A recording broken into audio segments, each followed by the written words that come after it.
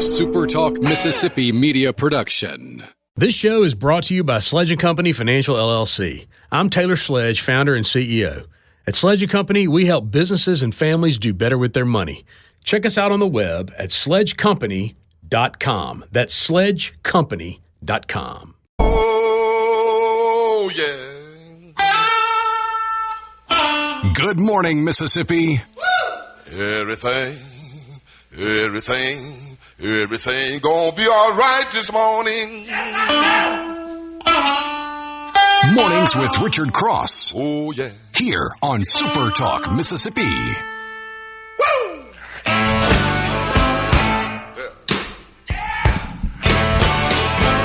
Now, when I was a young boy, at the age of 5, my mother said I was gonna be the greatest man alive. But now I'm a man. Good morning. Good Thursday morning. Welcome once again to Mornings with Richard Cross, SuperTalk Mississippi, streaming at supertalk.fm, SuperTalk TV. Of course, on your SuperTalk Mississippi radio stations, a dozen of them across the state covering all 82 counties. Thanks for joining us. Thanks for starting your day with us. In a lot of places, maybe a little difficult to kind of pull yourself out of the sack this morning.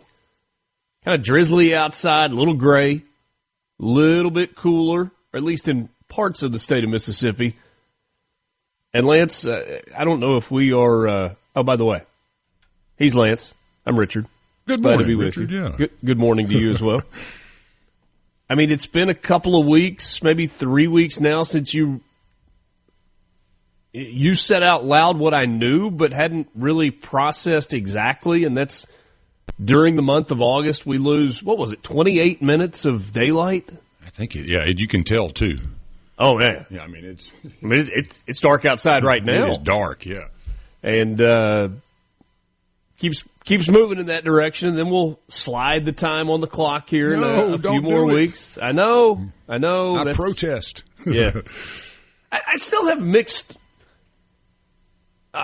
I am all for going to a standard time. Like I'm good with that.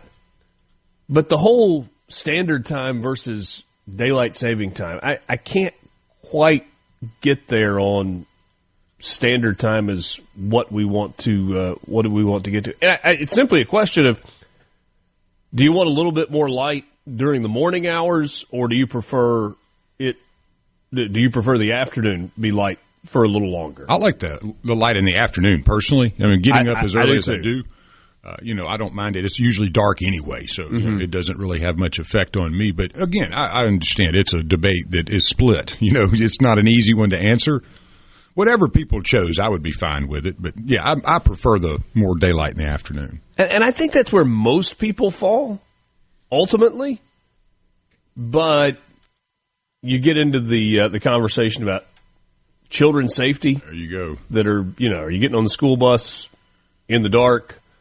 So I don't know. Maybe it's one of those things that we're just going to argue about forever, and nothing is ever going to change, and we'll keep shifting the time twice a year. We got a message just a second ago. CSpire text line open to you at 601-879-4395.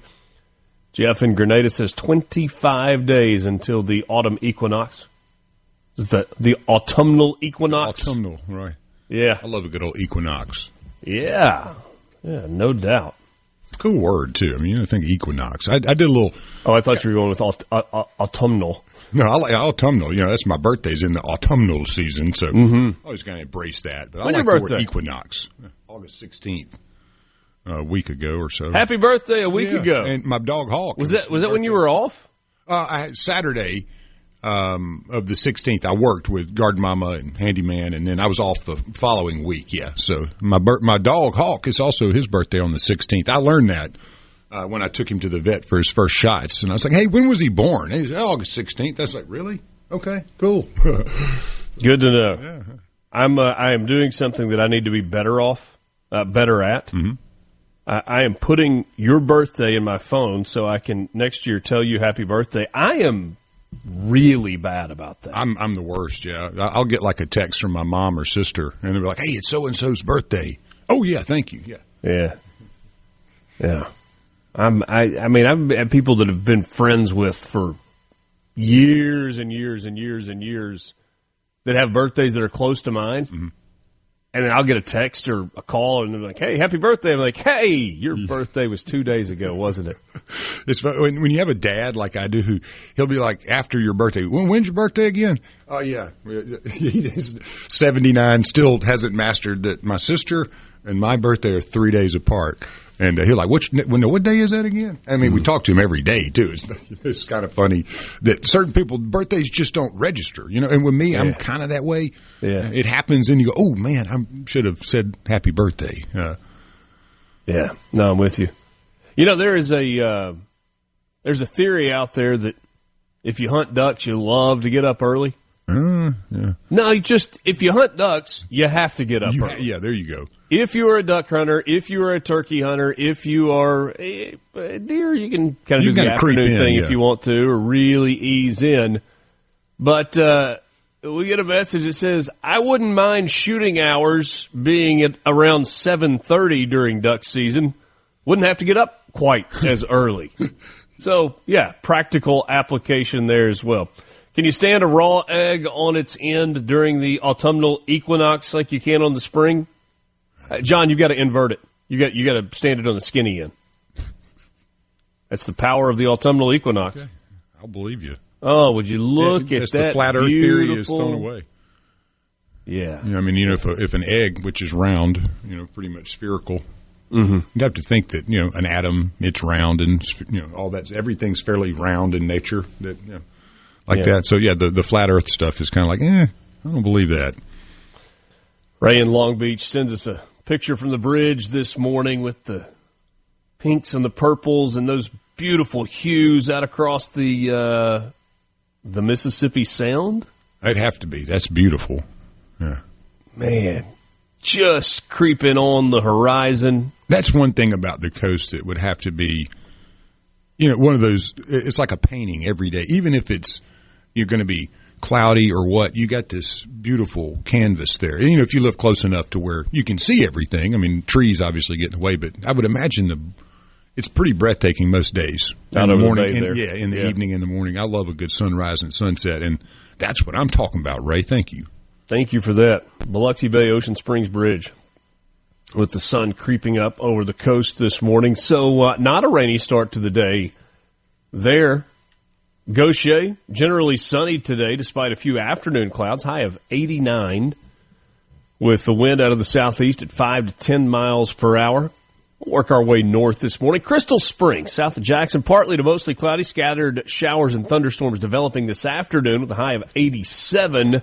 Winds light to variable, about a 50-50 shot on rain. Greenwood, you've got some showers this morning with isolated thunderstorms arriving this afternoon, high of 76. Winds out of the east at 5 to 10. 60% chance of rain. And up in Benton County, Potts Camp, considerable cloudiness, occasional rain showers in the afternoon. High today at Potts Camp, just 73. Winds light and variable, and a coin flip on the rain. I'm keeping an eye on the weather in the Delta. Obi's got a football game tonight, first regular season football game. Hoorah! That's what I'm talking about. Yeah, excited about that. Excited to watch him and his teammates play, and they were there for a jamboree last Thursday night. And man, it was last Thursday when that little coolness kind of snuck in. I was like, man, we're over here in the north part of the Delta, and there's a breeze, and the mosquitoes aren't too bad. It's kind of cool. It's like you almost have a sleeve on. And, sorry, that message just made me turn my head for a second. It's really been pretty nice since, but there may be some storms that pop up in the afternoon, and that would not be a fun way to spend the late afternoon and early evening. Or his first football game would be a rain game. That would I mean, I don't hate that. That's I always, as a kid, loved the rain game. You know, before you throwing the ball around too much, and then all of a sudden you start passing, and you're praying it doesn't rain. You're like, please don't. I don't know. You played quarterback too. I hated the rain, man. When it came to, high school football. Didn't like it. It didn't bother me much. And we didn't have – it rained a lot when I was either a sophomore or a junior. And that was the worst. I wouldn't have minded playing in it, but at that point, Lance, I was keeping a chart. Yeah. I was charting plays, and so I've got a clipboard with a paper on it, and I'm like, okay, well, do I use a pen or do I use a pencil? And now I've got to stick this, this clipboard inside a Ziploc bag to try and keep it all. I'd be like, can we not just chart the plays off of the video after it's over or something? I mean, y'all were way further along than us. I mean, we basically ran in a play, and then the receivers would say, I don't want to run that. I want to do this. And you're like, all right, just do it. Yeah. So that's kind of how it rolled with us. We didn't have a very technical offense. But yeah. No, I don't remember anyone charting plays, ever. Now, we took the pitch counts in baseball and everything, but in high school football, it was pretty lowbrow. Yeah, it was just, it was simple. I was writing down the play call that was going in so that you could match that up with the film when you went back and watched it. And, hey, what was called? What'd you run? What was the result? Yeah, we didn't do all that. Why's the guard pulling there? That idiot! We didn't call a counter. We'll give you some birthdays. We'll give you some famous events, some news headlines, some sports headlines, all that coming up in the first hour this morning. Lieutenant Governor Delbert Hosemann will spend most of the 7 o'clock hour with us in studio, and then Jim Richmond joins us from CSpire coming up in the 8 o'clock hour. From SuperTalk, Mississippi. You heard it here first. Mornings with Richard Cross. Here comes the news.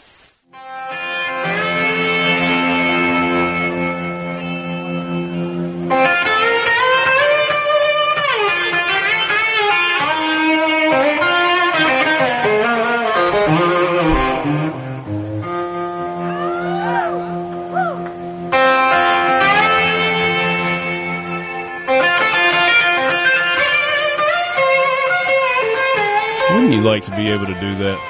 Oh, I can. Yeah. I don't believe when I'm you. dreaming. I don't believe you. I tried. I mean, I have a couple Just guitars. let your fingers do the magic. I have a couple guitars, man, but I can't do that. I can assure you. Interesting on Fox Business yesterday. You heard James Fishback's name a little bit. He's a financial guy with Invest Azoria. There's some thought that he might get put up for one of the Fed seats if they came open. In the administration told Stuart Barney on Fox Business yesterday. I was at the Fed's Jackson Hole conference to share our new research model that shows that the Fed is keeping rates at least 1.7% too high. I saw Lisa Cook in the lobby and asked her about the mortgage fraud allegations, and then I was escorted out. Yeah, that's the way it works. Said it's a sad analogy for the state of debate and dissent at the Federal Reserve. I mentioned it the other day. I mean, I watched the data for a long time, and it seems to me that they're not paying attention to the metrics that they use for many, many years. Or they have an ulterior motive. There you go. Jack Kirby was born on this day in 1917. Who is Jack Kirby, you might ask? Pretty creative guy. He was the cartoonist behind X-Men, Spider-Man, Hulk, and Captain America. Pretty good resume. That's a lineup there. Born in New York City. Ron Guidry's 75 today, born in 1950. Baseball pitcher, 4-time All-Star, Cy Young winner in 1978. 2-time world champion with the New York Yankees, back when they won baseball games. Born in Lafayette, Louisiana. Guidry. Remember Scott Hamilton, the American figure skater? He was born in 1958. Oh, yeah. Singles gold in 1984. World championship gold medals. Man, the early 80s were good to Scott Hamilton. 81, 82, 83, 84. He's a Bowling Green, Ohio native. 1965, that's the day that Shania Twain was born. In Windsor, Ontario, in Canada. Grammy Award-winning country music singer. Still the one. Don't impress me much. Man, I feel like a woman. Any man of mine. She pumped out some hits. Yes. So did Leanne Rimes. Yeah, I was waiting for that one. 1982, born in Jackson, Mississippi. Blue, How Do I Live, and so many others.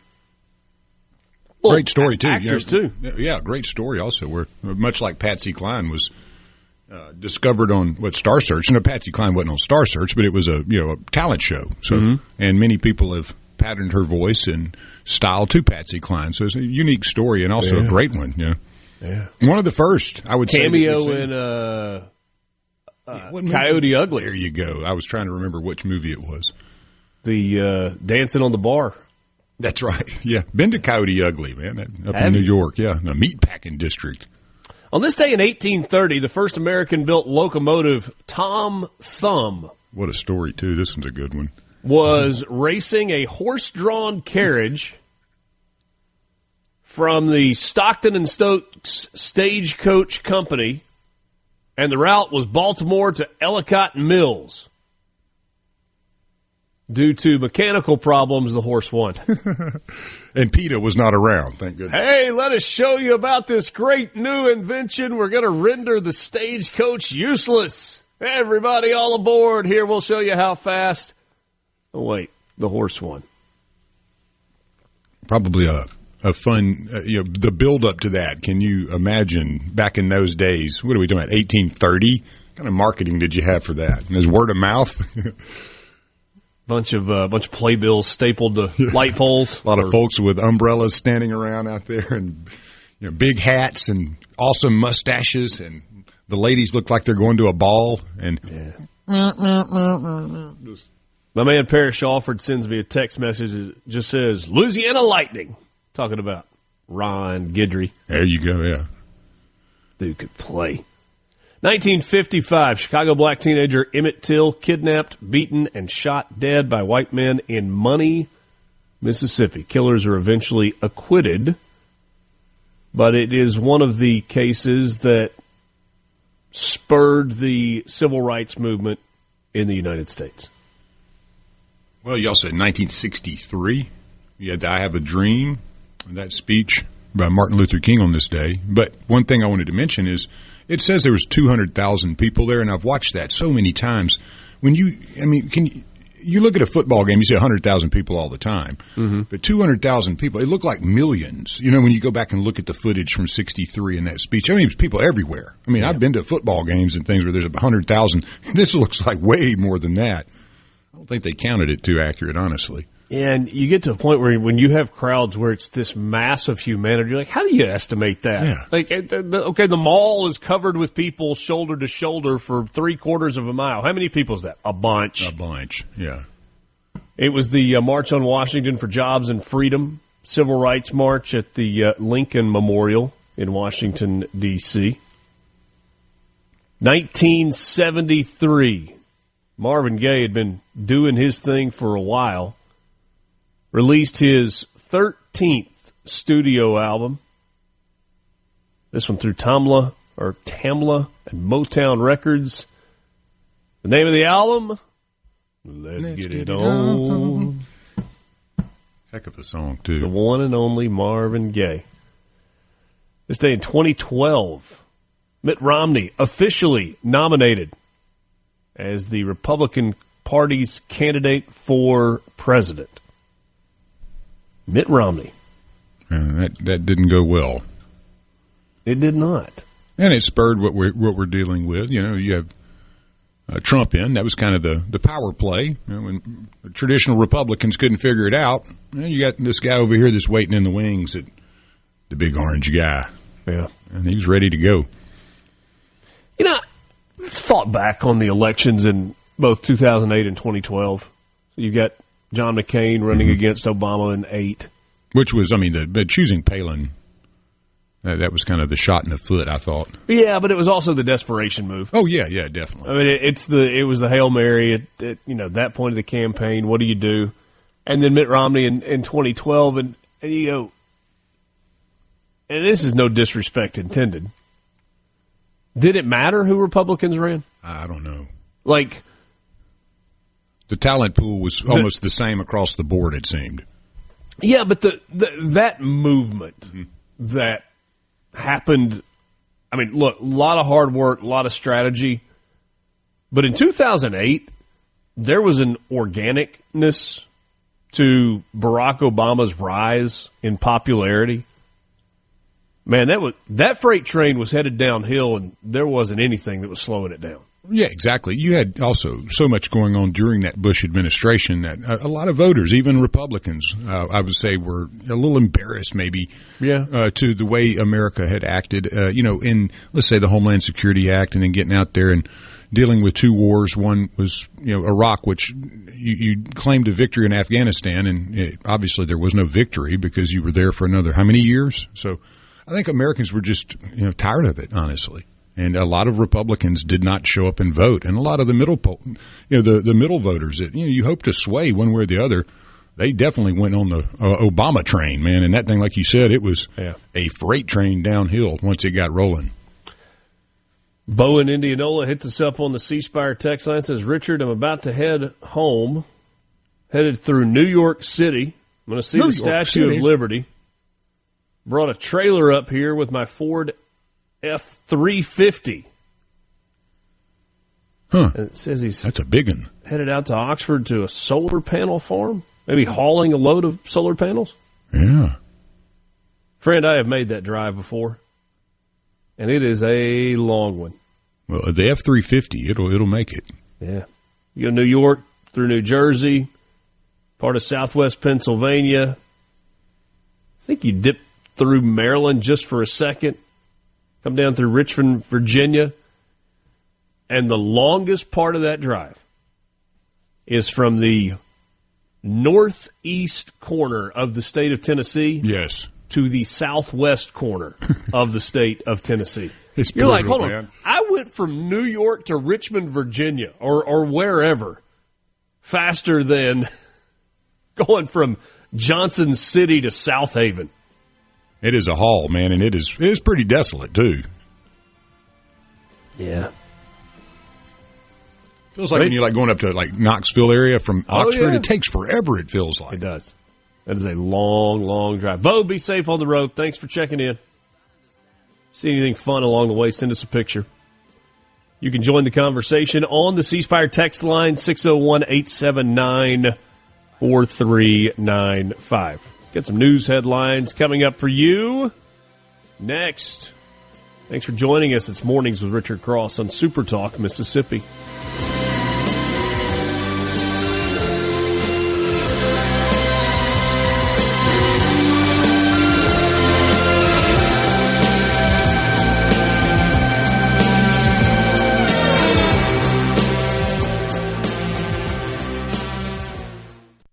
From the Seabrook.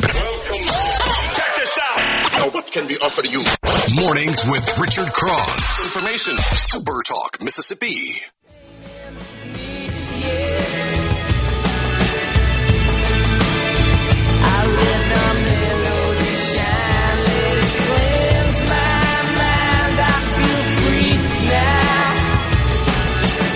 Welcome back. Mornings with Richard Cross, Super Talk, Mississippi. CSpire text line popping a little bit this morning as we all get to stirring. Thanks for joining us, 601-879-4395. That's the number for you to shoot us a message, shoot us a funny, shoot us a question. Just be part of the conversation. Every sports fan can tell you fast speeds win games. That's why CSpire brings you fiber home internet, nationwide 5G wireless, and IT solutions that move as fast as your business. Learn more at CSpire.com. CSpire, inspired by you. Days after the abrupt departure of Joe Max Higgins as Chief Executive Officer of the Golden Triangle Development Link, the largest economic development group in North Mississippi, the organization has provided a little bit of context. In a press release yesterday, they wrote the executive committee of the Golden Triangle Development Link was compelled to remove Joe Max Higgins as CEO after learning of workplace behavior and speech espoused by Mr. Higgins over an extended period of time that do not reflect the values of this organization, the community we serve. Higgins had been with Link for 20 years, $10 billion plus on his resume in terms of economic development. Link said in the release that a leadership transition is in the best long-term interest of the organization and the region we serve. As speculation from community members swirled and some elected officials in the group's service area of Clay, Lowndes, and Oktibbeha counties questioned the decision, including the mayor of Starkville, Lynn Spruill, who suggested to the Columbus Dispatch that this was a hastily made decision. It apparently happened on Sunday afternoon, and there was an executive meeting. We may all be off on the timeline a little bit, but it was something that happened over the weekend, and a quickly put-together announcement was released on Sunday night. Merrill Fasackerly will slide into the interim CEO role, currently the COO, to run the organization as a national search begins. In the release, Link's executive committee said Mr. Higgins' conduct goes well beyond profanity and, if known, would harm every member of the community. Ooh. So, yeah, ooh. We thought earlier this week that Joe Max might join us on the radio, and there may still be an interest in doing that at some point, but as some of these things have kind of developed, I think he's decided that now is not the right time, or people around him have decided that now is not the right time to talk about it publicly. Governor Tate Reeves has declared Friday as Hurricane Katrina Remembrance Day. Marks the 20th anniversary tomorrow of Hurricane Katrina making landfall near Mississippi and Louisiana's border. Considered the most devastating storm in state history, Katrina killed at least 238 people right here in Mississippi, displaced hundreds of thousands of more, and caused over $125 billion in property damage. As part of the proclamation, Mississippians are asked to set their clocks for 8:29 for a statewide moment of silence. So perhaps pull out your phone, set the alarm for 8:29 tomorrow morning, and then a moment of silence that is hopefully going to happen all across the state. Recognition of the resilience of Mississippi communities and a reflection on the journey of recovery and hope. Reeves will address the state alongside members of the Mississippi National Guard and other partnering agencies during Hurricane Katrina 20th anniversary ceremonies that happen on the coast. This one in particular at 8:25 at the Barksdale Pavilion at Jones Park in Gulfport. Better slow down this weekend. We've got the Labor Day weekend coming up, and the Mississippi Highway Patrol will be out in full force on the highways, the byways, and the roadways. The statewide travel enforcement period begins Friday morning, tomorrow morning at about this time, just around 6 a.m., concludes Monday night at midnight. Traffic expected to be up compared to a year ago, especially with it being the opening weekend of college football. Mississippi Highway Patrol is encouraging motorists to take extra precautions. You'll see high-visibility patrols, safety checkpoints trying to cut down on speeding, impaired or distracted driving, minimizing fatal crashes, and making sure people are wearing their seatbelts. A year ago, during the Labor Day period, Highway Patrol invested 155 crashes. 7 of those were fatal. 740 seatbelt violations, 122 DUIs on the state and federal highway system. See if we can cut back on those numbers a little bit this year. CSpire text line, 601-879-4395. Hey, I will say this, that if you're a central Mississippian, it is starting to come down out there. So be careful as you're getting to work.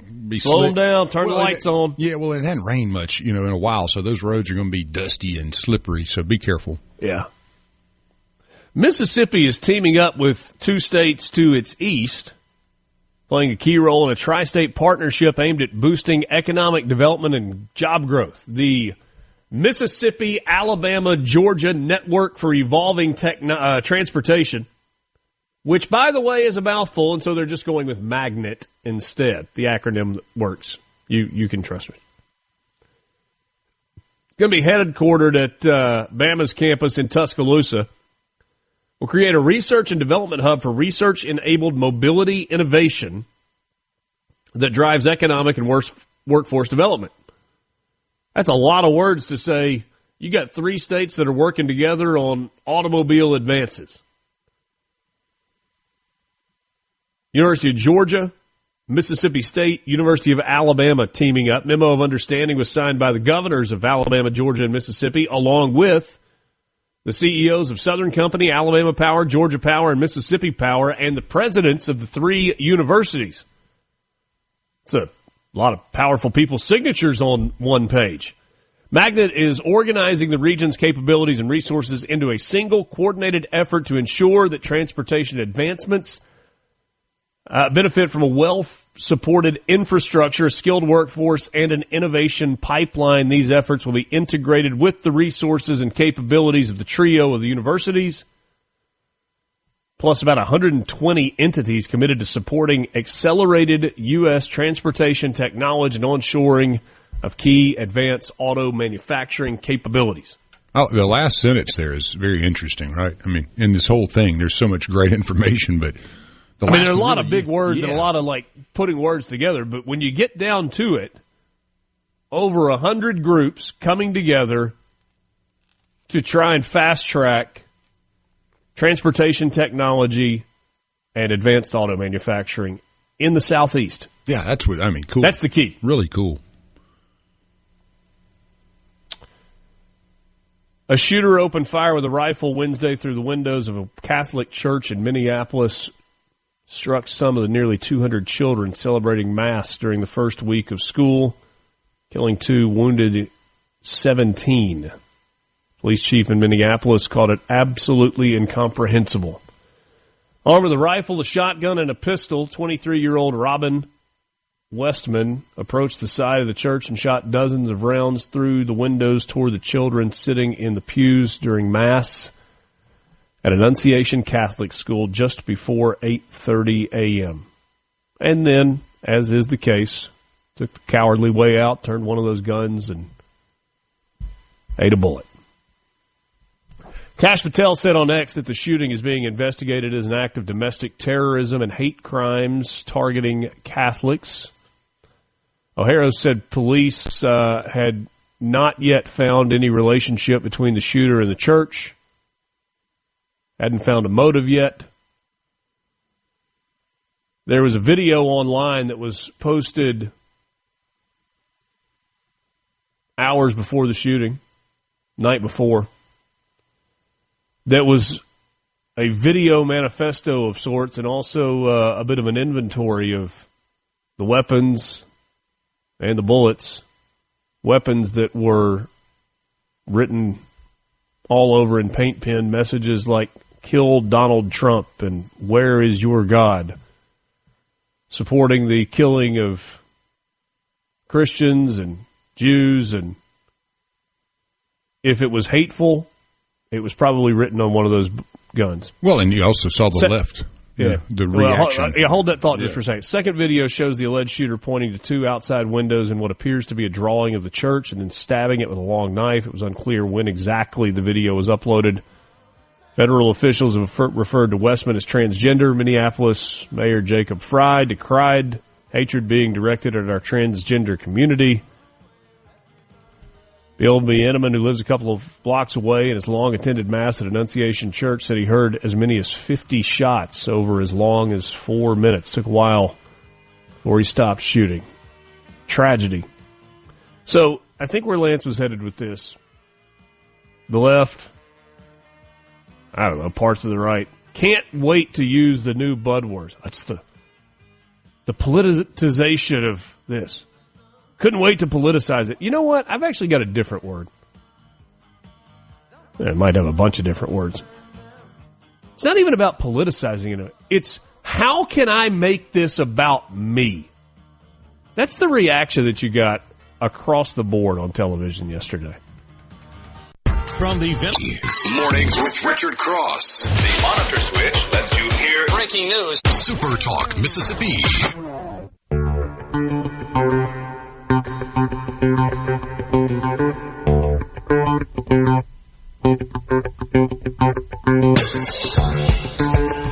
Pleasure to be with you this morning. It is Mornings with Richard Cross, Super Talk, Mississippi. I just want a couple of final thoughts on the Minnesota shooting story. You know, news people have to talk on the news, right? I mean, there's time that has to be filled and whatever the biggest story is, and you know the old newspaper saying. You've heard this before, and it's kind of crass, but it's true. The old newspaper saying was, if it bleeds, it leads. And so a mass shooting will always lead the news. But we don't really cover mass shootings anymore. It's not just the facts, let's get it. It's and even from officials that are involved in the immediate aftermath. The mayor of Minneapolis can't wait to get a camera and a microphone in front of him so that he can vilify the people who might be vilifying the gender identity of the shooter and talk about how bad people are.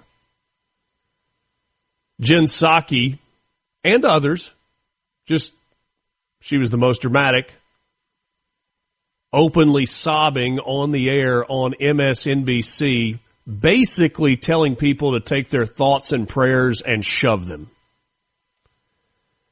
And so if you actually are covering this from an angle beyond just the facts, then you have to get into the fact that the shooter appears to have been a transgender. And you get into a mental illness conversation, and you get into a gun restrictions and regulations conversation, and on and on and on. And there's one thing that I would remind you of, especially for those who are saying, take your thoughts and prayers and shove them. We need more than thoughts and prayers. You know who's pretty good at his job? And forgive me if needed for taking this down a religious road. The devil is good at his job. Yes, sir. In fact, he has a winning percentage that is unmatched in the history of the world because he has won every single time he's played a game with the exception of once. One person in the history of the world who has lived a sin-free life, and that's Jesus. And so that means the devil is at work and has been at work for millennia, and he has won every single time.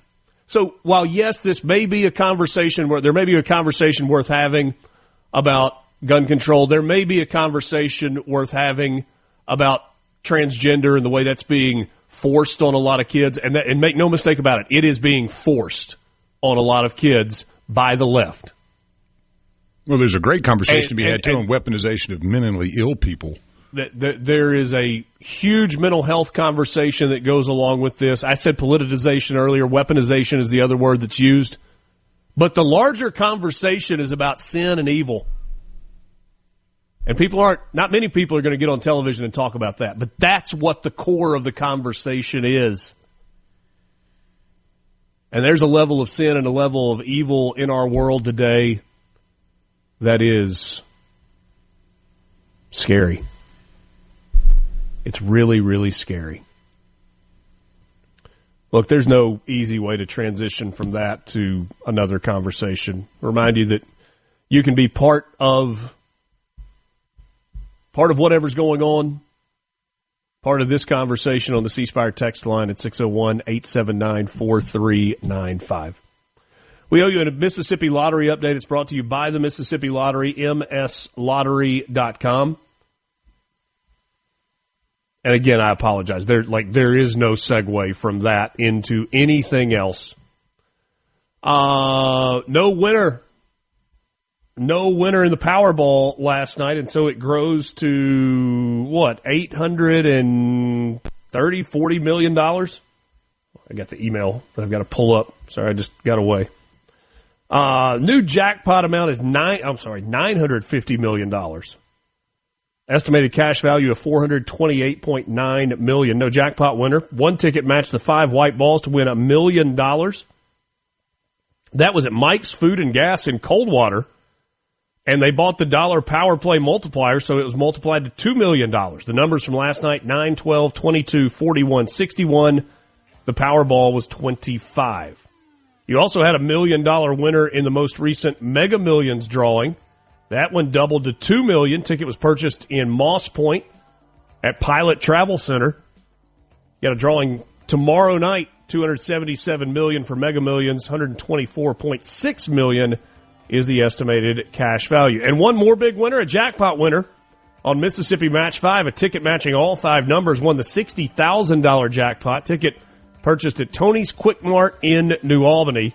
Tonight it resets. $50,000 is the jackpot for Mississippi Match 5. 6 o'clock hour in the books. We'll give you an update on some sports headlines and some surprising comments from the mayor of Washington, D.C. That's when we come back. The news is next. The views and opinions expressed by the hosts, guests, and callers on this show are not the opinions of TeleSouth Communications, its management, or advertisers.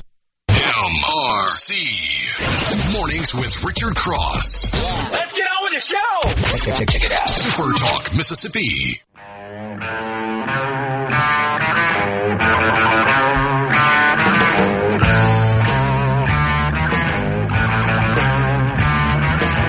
7 o'clock hour. Good morning to you. Thanks for joining us. It's Mornings with Richard Cross on Super Talk, Mississippi. Love for you to be part of the conversation. To do so, hit us up on the CSpire text line at 601-879-4395. Again, 601-879-4395. Alongside Lance Tolbert, I'm Richard Cross. This hour of the show is brought to you by MWG Employer Services. Find them online at that website, or this website, MWGEmployerServices.com. Whatever your needs are when it comes to HR, payroll, staffing, handling problems within your company, making sure that all of the right forms are filed for the right types of employees, they can help you. They know that running a business is tough and are there to help if you are struggling in any of those areas. They can provide a full range of employer services plus a custom plan that fits you. Give them a call today, 601-206-7966, or go to MWGEmployerServices.com. It's time for your morning sports update, brought to you by Pearl River Resort. Visit them online at PearlRiverResort.com, your destination for casino thrills, family fun, and live entertainment. Pearl River Resort is the home of the sports book at Timeout Lounge. It's inside the Golden Moon Casino. If you want to get in on the action, that's a great place to do it. That's the sports book inside the Golden Moon at Pearl River Resort. Tonight, college football begins. One of the great things about Labor Day weekend, you stretch it out Thursday, Friday, Saturday, Sunday, Monday with the college football menu. It all gets started this afternoon, 4:30. A top 25 team is in action when Boise State makes the long trip, 2,600 miles, to Tampa, Florida to take on the USF Bulls. Boise's a favorite in that game. 5.5 is the line. A couple of other games of interest tonight. East Carolina is at NC State. That game is at 6 o'clock tonight on the ACC network. And then you've got two of the bigger matchups, three of the bigger matchups, I guess. One SEC team is in action as Missouri opens their season at home against Central Arkansas, UCA. That's on the SEC network at 6:30. Nebraska and Cincinnati tonight at 8 o'clock. The bonanza of games continues tomorrow with the pair of highly entertaining matchups, Auburn and Baylor, tomorrow night from Waco at 7 o'clock. Georgia Tech and Colorado tomorrow at 7 o'clock on ESPN from Boulder. Going to be about 70 degrees at kickoff for that one. Going to be really nice. Former Mississippi State coach Dan Mullen leads UNLV to Sam Houston. And then you get to Saturday's games, and the headline grabber kicks off at 11 o'clock. It's number 1 Texas and number 3 Ohio State. Mississippi State and Southern Miss kick off at 11.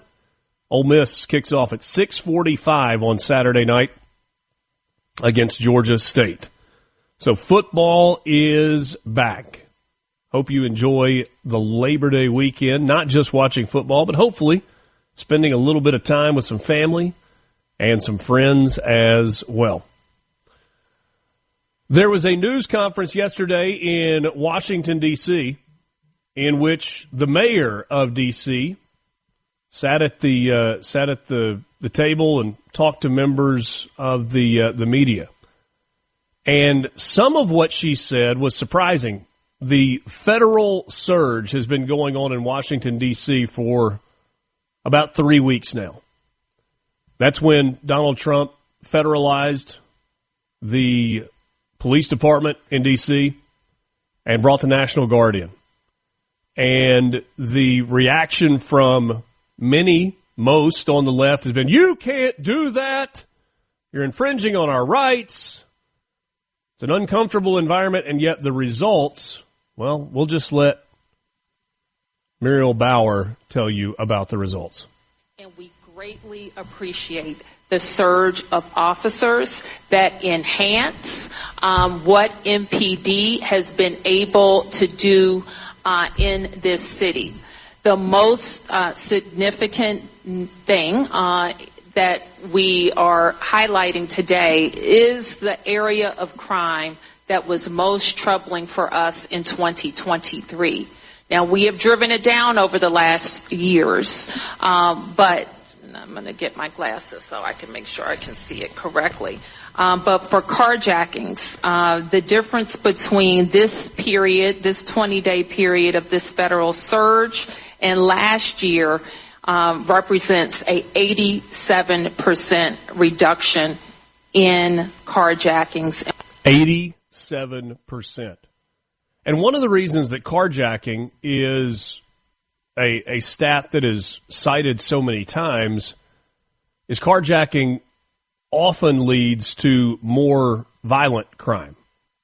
If the carjacking is happening with a weapon, which more times than not is the case, then it leads to shootings, homicides, murder rates going up.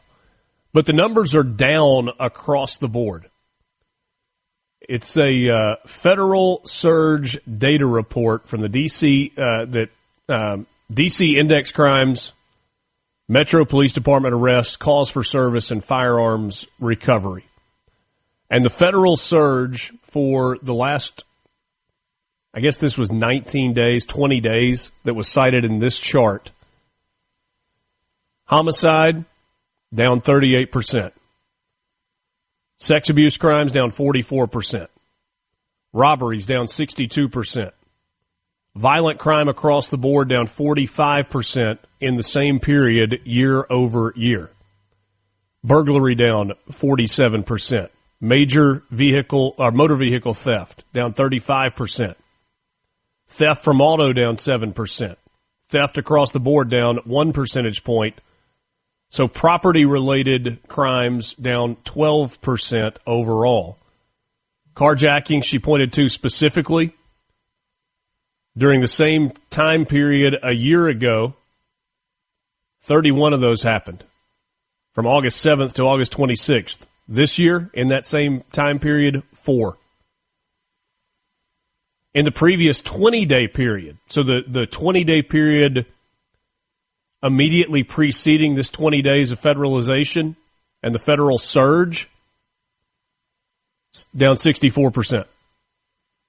So that's 3 weeks over 3 weeks. Significant numbers. Numbers so significant that there's no way to spin it otherwise. Really cool stuff. And I don't mean cool like, yeah, it's almost as if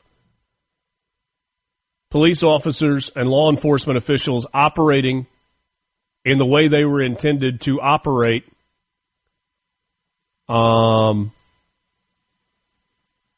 is effective. It's almost like arresting criminals is a deterrent to committing criminal acts. Well, I mean, criminals, let's look at it this way. They usually don't pick on somebody with an AR-15, and protected with helmets and training. They pick on people that are weak, or they pick on people that are unsuspecting. So you got, somebody with a gun or a knife picking on somebody that doesn't generally have that to fight back. It's amazing when somebody actually can fight back that these criminals and cowards go hide or run away. It's not very surprising to me. Asked a question. He says, so what happens after the feds go away? Well, that's an interesting question. They will be right back. Well, maybe. No, the feds will be coming back. I mean, that's my opinion. If the numbers spike again, then they probably would come back again, at least under this administration. But the larger issue is, do you allow the police officers, even without the surge of the feds, to do their job?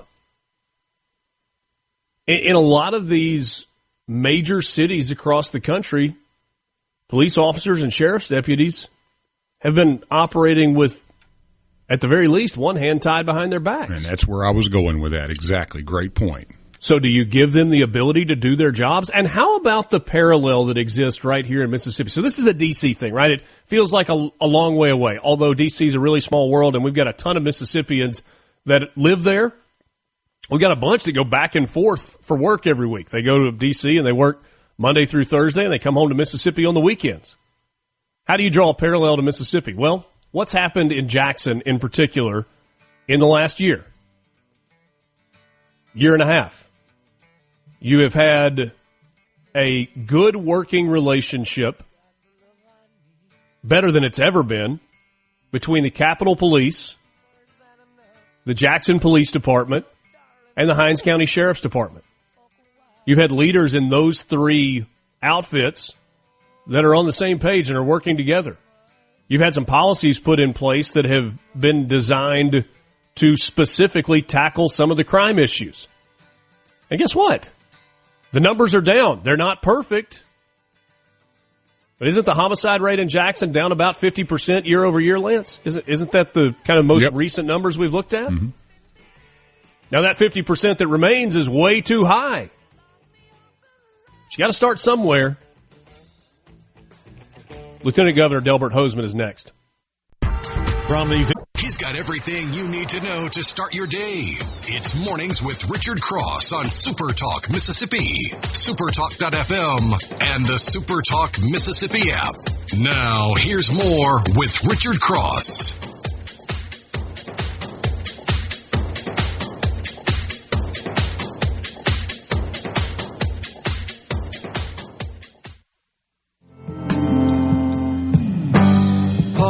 Land, no desert sand, sun is just the Once again, we say good morning to you, wherever you are, however you're listening. Thanks for making MRC part of the start to your day. Got some wet roads out there across the state, so maybe give yourself just an extra minute or two getting the kids to school or getting yourself to work. Be careful out there as we roll toward a holiday weekend, Labor Day weekend.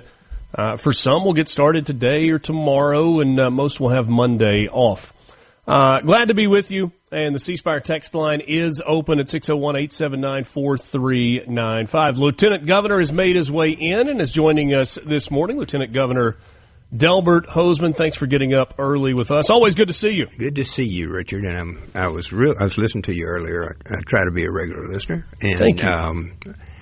I had forgotten we start football tonight. I guess I was looking forward to the Ohio State, Texas, Notre Dame plays Miami. I mean, we got big games this weekend, and I forgot we start, right off the bat right here tonight. So I'm kind of excited about it. And Mississippi State and Southern play on Saturday, which should be a good game.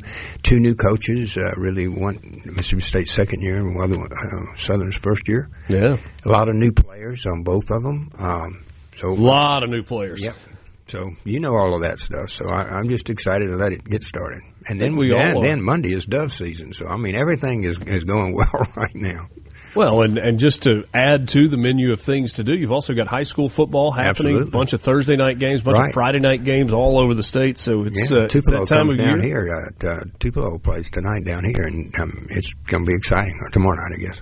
Yeah, lot going on. And then there is another really big thing that is happening tomorrow.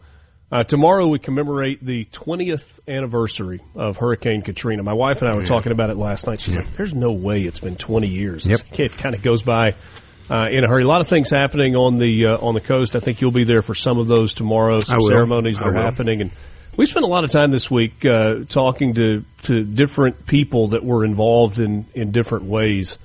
From a big picture standpoint, as we look in the rearview mirror, what's kind of the first thought that comes to mind for you? Well, my basis for this is when all of this occurred, everybody up in Jackson wanted to do something. I mean, our fellow members of the coast were just devastated. 65,000 homeless people, hundreds of deaths, and no electricity, no anything. So Christ United started a system, really, where they asked people to come in, and cars would pull up with water and diapers and milk and whatever they were going to pull up in. We would unload the car, put it in the gym, and then would stack it where in the same bin. We put all the water together and whatnot, and then we loaded them into trucks. And so while I was doing that, they said, well, we need somebody to drive a truck down here. Can anybody drive a stick shift? And, of course, I had one when I was growing up. I said, sure. So I started driving trucks to the Mississippi. The lost art. I did. I didn't grind the gears or anything. I got up in there. And so I drove down to the coast. You see those bench seats in the front and then a huge big box in the back. So that's what I was driving. Of course, I didn't have a commercial driver's license. I don't know at that time whether it really mattered. In any event, we would drive down to the Gulf Coast, to Moss Point, Pascagoula. I went to Biloxi, Gulfport with milk and babies' diapers and all kinds of things that we would load that were given by the people up here in Jackson, Mississippi, to be delivered down there. So I got a pretty good view of what was going on while I was down there. You had to stop in Hattiesburg and fill up with diesel because there was no way to fill up on the coast. Everything was closed and there was no electricity. And when I went down there, and I'd go to these people, and I don't know what I really expected, Richard. You've lost everything. Yeah. And so I at this particular time, I had a young black lab that I had acquired, and so I took him with me. And so I'd get out the thing, we'd start unloading this truck. It was full of stuff, and the lab would be running around, and people were so excited to see this puppy. And I thought, isn't that interesting? They've lost everything. You would think you would be very angry, and can I get in that truck and get out of here? But there was none of that, Richard. It was all, they were excited to have you come, your stuff, appreciated you bring it down there, played with the puppy. And so as I made these trips, I kept noticing that the individuals had a positive attitude at a time when you would have thought any other human, including me, would have been just terribly depressed. And in one of those drives down, I took an extra minute and drove through Pascagoula's home section. And it was like driving down a canyon, Richard. Everybody had hauled all of their carpet and all of their wet stuff and their furniture and put it up in the front of the road. So as you drove down the road, there were piles 10, 15 feet high of destroyed goods and houses. And so I rode through those, and I just thought to myself, these people may never come back. But as I visited more with them, coming back and forth, and I went down later and painted houses. They like for me to paint houses, Richard, because I could do up to 8 feet without moving the ladder. Tall guy help. No, so they'd paint the lower part, and I'd come swimming along and paint the last 2 feet. But in any event, it dawned on me that these people were going to build back, obviously for themselves, but really for the next generation. That's what was driving them. They wanted their children and their grandchildren to be able to have the same life, coast life, which is a mixture of water and religion and family and, all kinds of things. They wanted those people, their children, to have that same life, and they were going to rebuild right there, and we were going to do it. And sure enough, 20 years later, that's what we got. Here we are. Hey, Lance, I don't know if we've got an issue with that microphone. Something is going on. I'm going to run in there real quick and while you're talking and see what I can do. I'm going to let you fiddle with it just for a second. We're visiting with Lieutenant Governor Delbert Hosemann, 20th anniversary of Hurricane Katrina.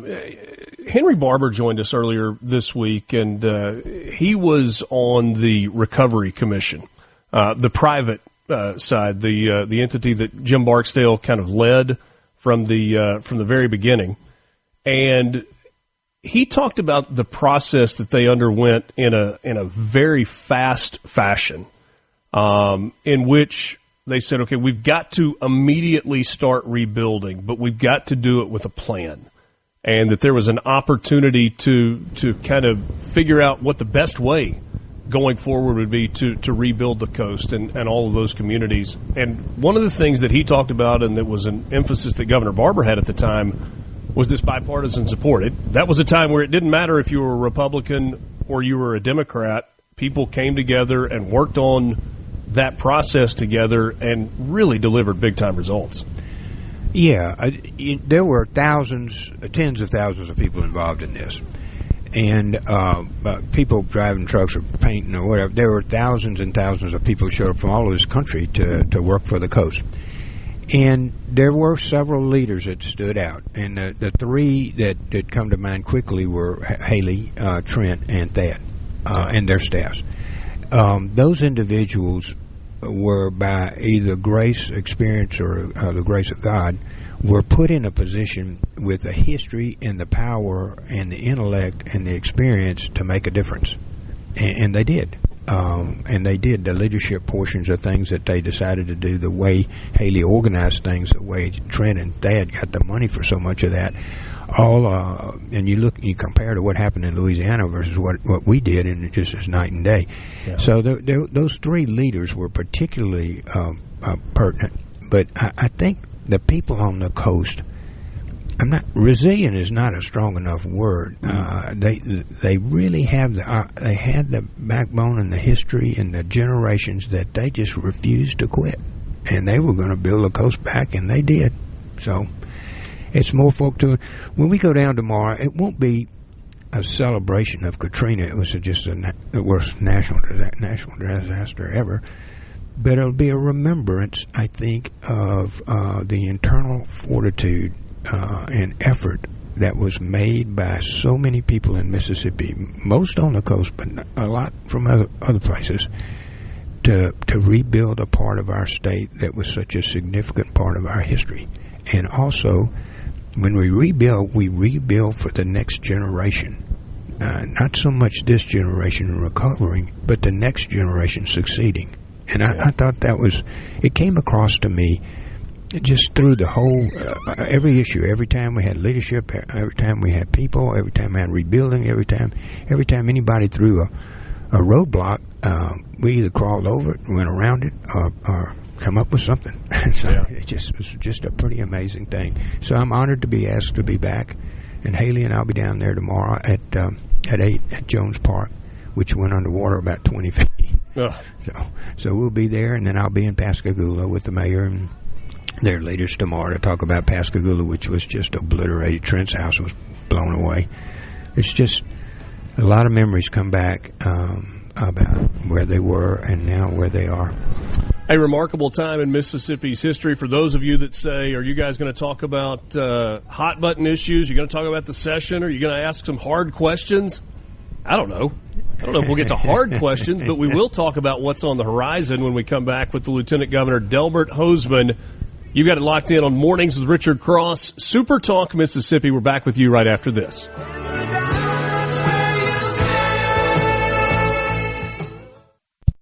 From the Mornings with Richard Cross is brought to you by Covington County Hospital in Collins, where your health matters.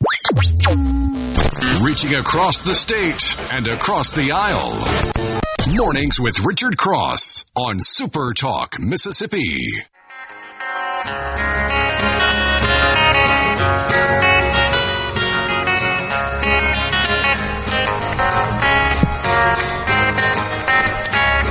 Back with you. It's Thursday morning, the 28th of August. Glad to have you along for the ride, and glad to have the Lieutenant Governor of Mississippi, Delbert Hosemann, with us in studio this morning.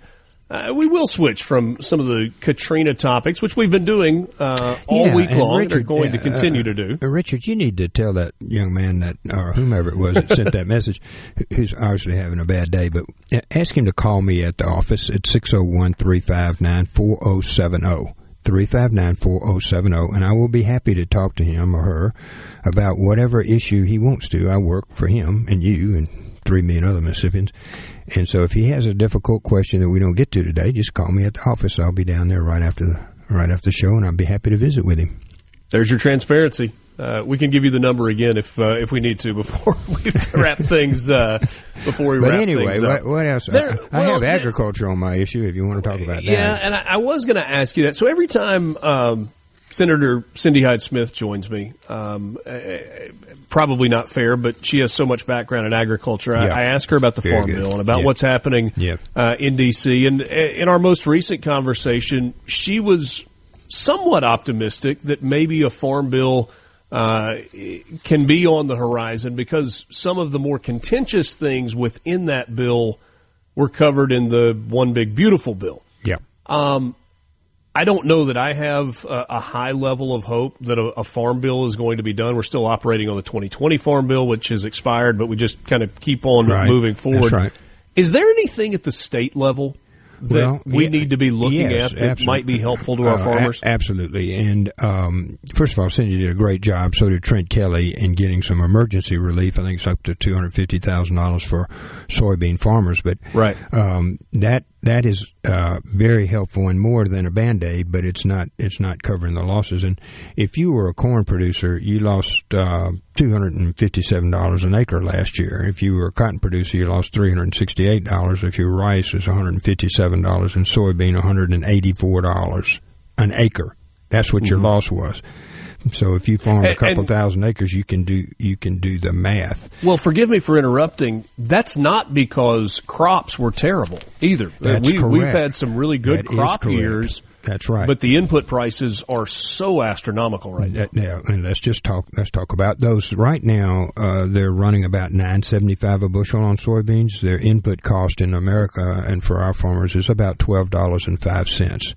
So we're losing around $2.25, $2.30 a bushel. Now, when you go back to this, our input costs are exceptionally high. As you know, land costs are high here than in Brazil, who is our major competitor in this. But there's also been this outside force that has come into play. Before, in 2023, 2024, there were like 25 million metric tons were sold. And over 50% of those out of the U.S. were sold to China. Now, so far, China has not bought one bushel of soybeans. Hence, when we have record crops, as you're just pointing out, and our farmers do this phenomenal job and our yields are way high, when that occurs, we have excess capacity because China's not buying, Richard. Now, that's part of an overall geopolitical tariff fight that the President of the United States has taken on. Thank goodness. We made a lot of other countries rich at our own expense. And I am very prepared for him to continue, as he has with the EU, with Japan, North Korea, all these different countries, reached agreements on tariffs. They have an extra 20% tariff on our soybeans in China now. And that tariff makes us non-economic to them. And then Brazil now, they're buying about 70% of their soybeans from Brazil and about 20% from us. You can see, if you track all of those, you can see the methodology as China has moved away from buying soybeans, and that's not, I'm just using soybeans as a topic, but they've moved away from buying these. The big fight, and of course, they're holding this hostage in regards to other tariff things that the United States is placing on them, and this fight that the President of the United States is in about free and fair tariffs among us and others. They've also stolen our intellectual property. There are a lot of other issues that go along with this. Agriculture is one of them. So when we look at the different things, we'll have a hearing in October. My Senator Neil Whaley is going to chair that, and we've been in pretty constant conversations here in the last few months. And we want to talk about a lot of different things. First is a diversity of utilization of the product. Are there other things we can do with soybeans like they do with ethanol or corn? Are there other things we can do with our soybean product? That's clearly one of them. The second is the president is probably the best at the art of the deal in the world, and we're hoping his art of the deal will bring back our purchases to at least a sustainability model. The third is what you were talking about. Cindy Hyde-Smith needs a new farm bill. The old farm bill payments weren't until next year, even these emergency ones, so our guys are just hanging on, and the bankers are telling them they're not going to furnish them, which means they're not going to lend them the money to put in the crop. And that has led to a large number of long-term farmers saying, I can't do it anymore. And, that's right. And many have gotten out of the business. That is correct, and they're selling when they sell their tractors and everything, they're not coming back. Right. That's the final. And in some cases, selling their land as well. And you understand why they would do that. It's obviously very valuable. We just saw, I think it was yesterday, the governor of Texas saying that Texas was going to put in a law that was banning the sale of property to foreign adversaries. Is that something that you're behind for Mississippi? Yeah, we don't want foreign adversaries. We passed a bill that was that you couldn't have anybody that was distributing it was determined to be an enemy of the United States couldn't own property here. Of course, China was one of those, and North Korea, and there were a number of others, Iran, others that we presented that we would not have foreign foreign ownership of Mississippi property. That is problematic to me. I want our own guys and girls to own it. I want a place for our young farmers to be able to negotiate a deal with somebody that's from the neighborhood. I think that's very important to Mississippians. And we do have foreign ownership in here. A lot of it has to do with timberland, though actually it's not so much in this farmland, although they own a bunch of that too. So we're going through that. I think the prohibition was really careful not to prohibit our friends like Canadians have bought a lot of this timber mills down here, Richard. Right. And so we recognize that investment by our neighbor, and we didn't want to discourage that necessarily. So there are matters in that area that I'm interested in. I think the Senate is. And there's some other. A lot of this land is fallow. Now, the percentage we'll find out at the end of the year by October when we have our hearings. People didn't plan them at all because they could see these numbers coming or they couldn't get money from the banks. And the people that's hurting most is our young farmers that are just starting out, maybe don't have acreage, and they borrowed a bunch of money to get equipment. Those the combines and everything are hundreds of thousands of dollars of expensive. And so they have gotten into this scenario where they have equipment but no land to sell or no capital to fall back on. And we got to be very careful. We can lose our young farmers here to where we wouldn't have anybody really who was either retired or wasn't going to get in the business, and then there were no young farmers, so we don't have any farmers at all. So, but what's the? I mean, I think a lot of the problems that exist are pretty well documented in terms of solutions. What can we do at the state level that is a reasonable solution that's helpful to farmers? Well, quite frankly, unless we get the tariffs with China straight, we really have too big an elephant for us. The second thing, strangely enough, that you should bring it up, but Brooke Rollins, the Secretary of Agriculture, is at Mississippi State University today, right? And she'll be down here down in Jackson, and we hope to be talking to her later on today about what the new farm bill would look like. And we need, for our farm bill, to provide us protection from catastrophic events, that kind of thing, and make sure that our people can make a profit. The biggest thing we've got to get to is where our farmers make a profit on their own, not necessarily on the subsidies or whatever, or basically the processes where you don't have a catastrophic event in any 1 year or more. Right. We've had 3 of them now, 3 years in a row. So we need to get where they're profitable, and some of the goods that they're moving, the ones that did a little better had several different crops: corn, soybeans, cotton, And I think we will be analyzing each of those, and our discussions on our hearings will show these things that I'm telling you about how devastating this has been to agriculture. But some of these will be, how do we utilize a product in a different way? Are there other opportunities other than feeding hogs and chickens and whatnot? And then the second thing, in addition to how do we use it in a different way, are there different products that can be produced on the richest soil in the world that would be economically feasible for farmers? And if so, are there ways in which the state can help them start that process? Visiting with Lieutenant Governor Delbert Hosemann. We're going to take a quick time out. We will wrap up the hour with him, the 7 o'clock hour, on the other side of this break. Try to jump to a couple of other topics before we finish up today as well. Mornings with Richard Cross. Glad to be with you on Super Talk Mississippi. Don't forget the CSpire text line is open to you, 601-879-4395. We're back right after this.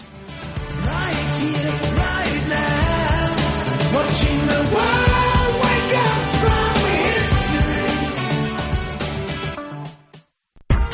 from history. Mornings with Richard Cross. What's up? Let's get the show going. Super Talk Mississippi. But what can you do? I don't know how I'm meant to act with all of you lot. Sometimes I don't try. Thursday morning with you. It's Mornings with Richard Cross. The Lieutenant Governor, Delbert Hosemann, is my guest. Just a few minutes left with him. You spoke at the Neshoba County Fair a few weeks ago and laid out some of the agenda items that are on your radar as we move closer toward the 2026 legislative session. Among those was education, and obviously everybody's antennas go up when we start talking about education in the state of Mississippi. Yeah. I don't know, well, this is an opinion.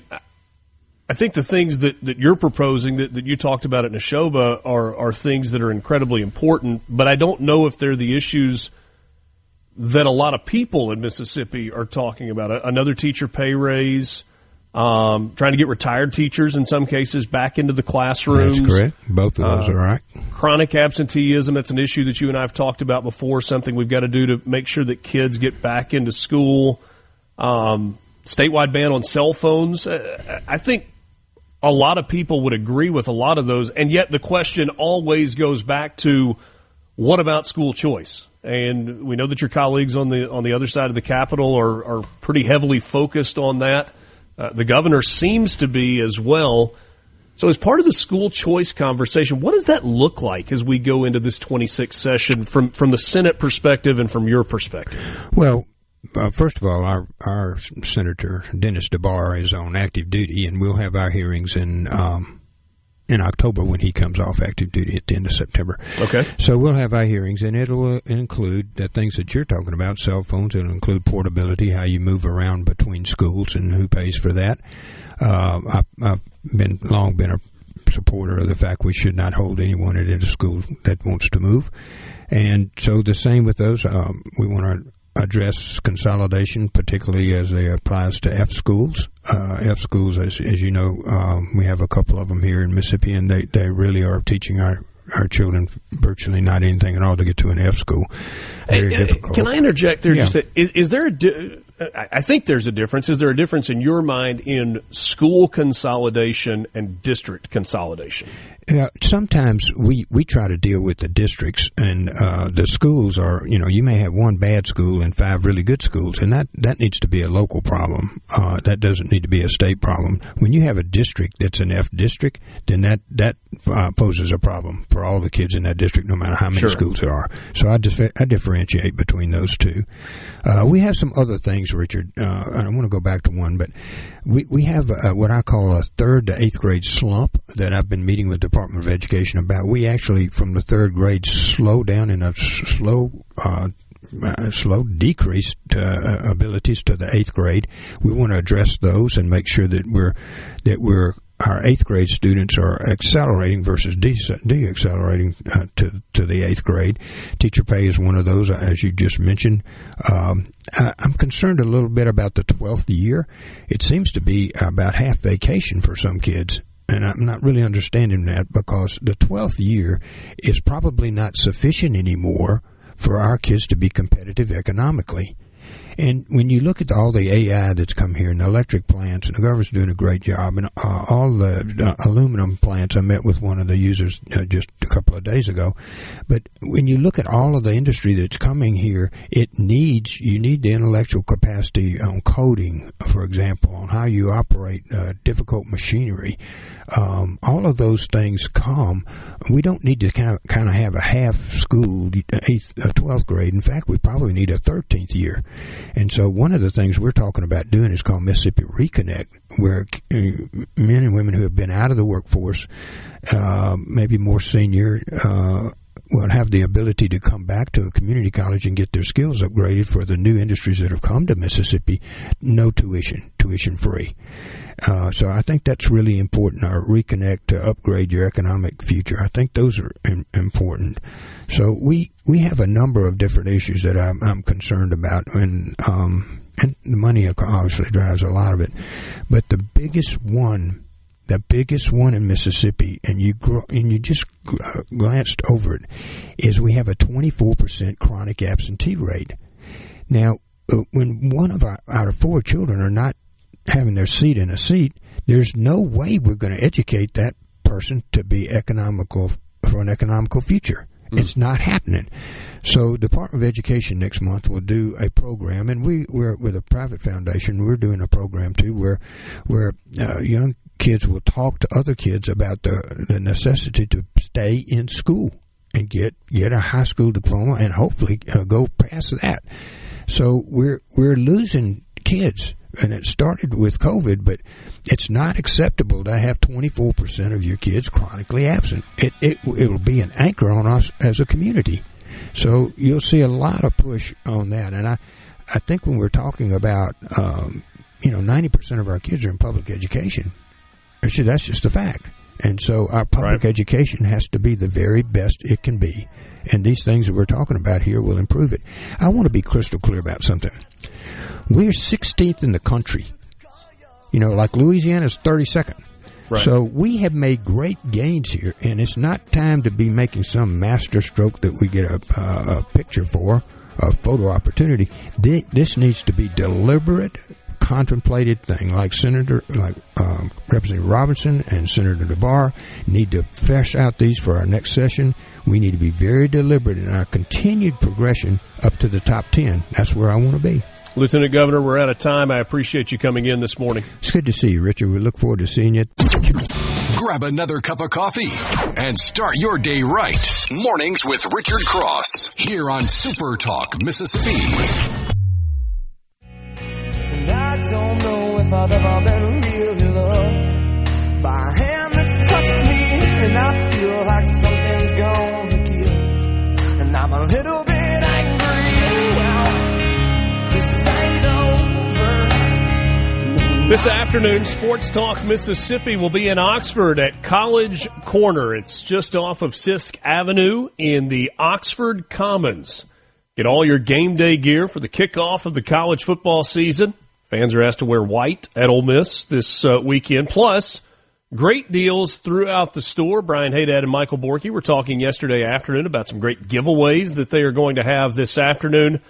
College Corner, your home for all the Rebel gear in Oxford, just off of Sisk Avenue in the Oxford Commons. Also, today on In a Mississippi Minute with Steve Azar, you'll hear an interview with songwriter James House, who has penned hits for the likes of Dwight Yoakam, Diamond Rio, Martina McBride, and more. That's coming up on In a Mississippi Minute with Steve Azar. Richard Cross, Lance Tolbert with you. Appreciate the Lieutenant Governor coming in this morning, always generous with his time. Jim Richmond from CSpire will join us starting in our next segment. We have talked a lot about the immediate aftermath from Katrina this week, from some different angles within the business community, and we will do that with Jim Richmond. The CSpire story from Hurricane Katrina is a remarkable one. The speed with which they were able to mobilize, some of the positioning that they did in advance. CSpire's network, and Jim can talk more about this, never went completely offline. Now, it was limited in some places, and there was damage, but they were the only form of communication outside of having a satellite phone or a walkie-talkie or like, you know, a CB radio, if you had the power for it. But in terms of wireless communication, CSpire was it. And some of the things that they did to boost communication for people who had no other way to do that is a really cool story. We'll get into that and some of the other stuff that CSpire was involved with in the immediate aftermath and then the long-term aftermath of Hurricane Katrina coming up. I want to go back and grab a few of your text messages and also talk a little bit about where we were with Delbert Hosemann at the end. Just lay out a few of your messages and get to some of sorry. Here are your messages. CSpire text line.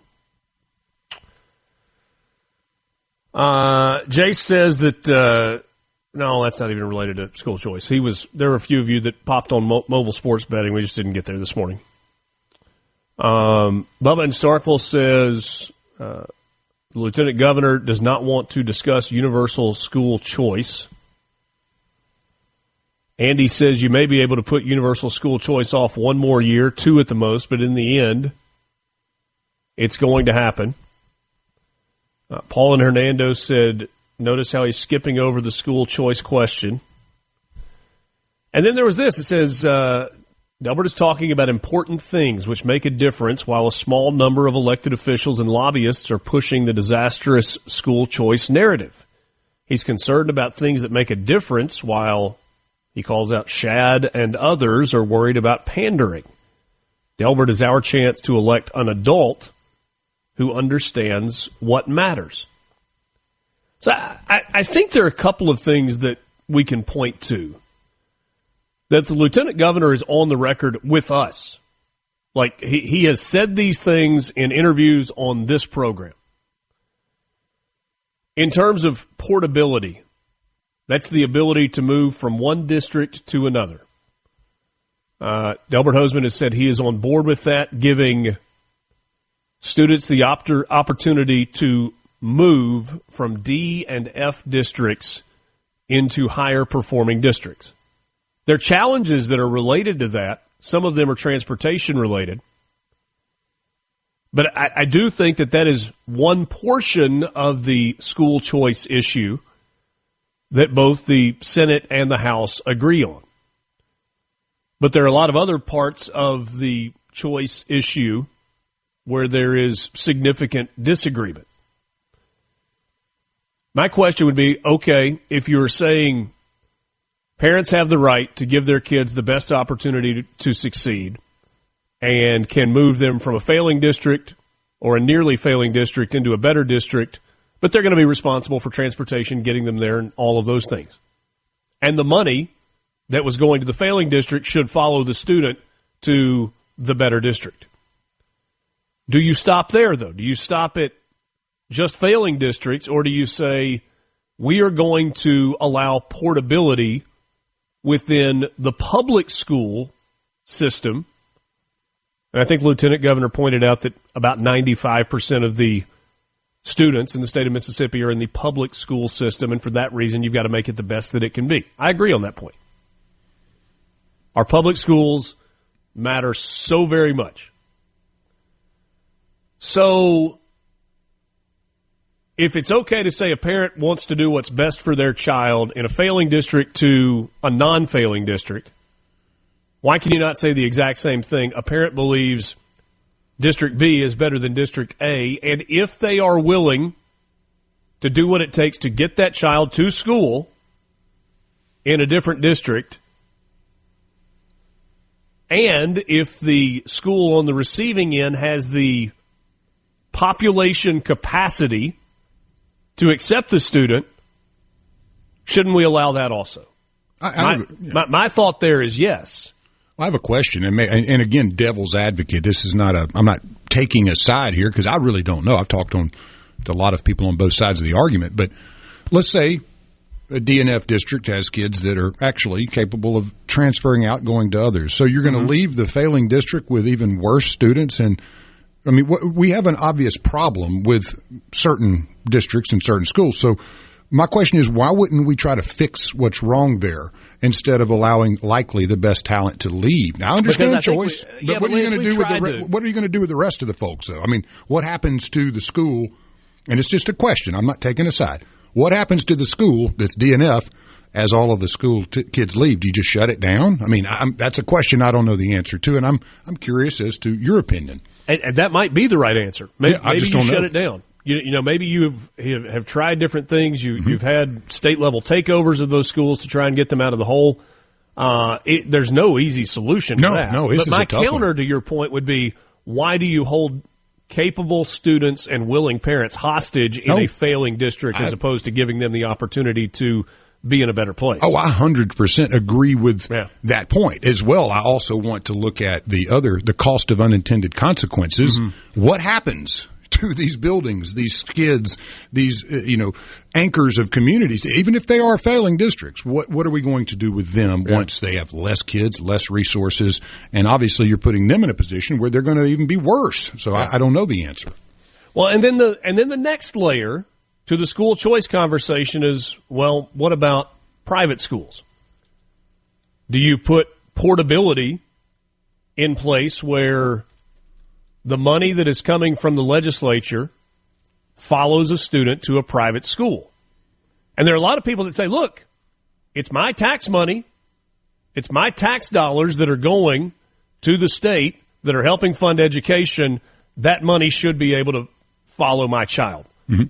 That's where I might push back a little bit.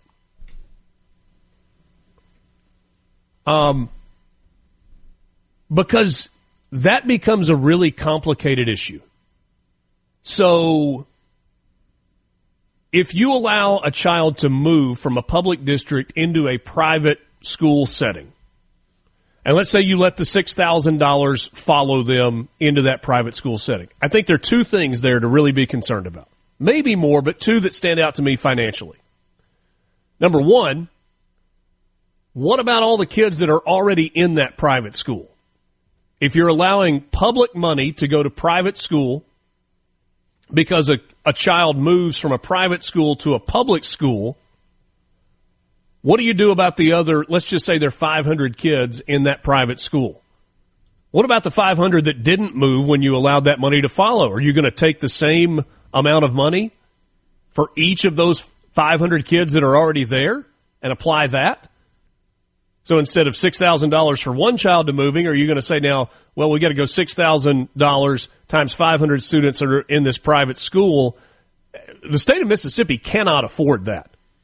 I've talked to legislators that say we don't have the money to do that, period. So that's a complicating factor.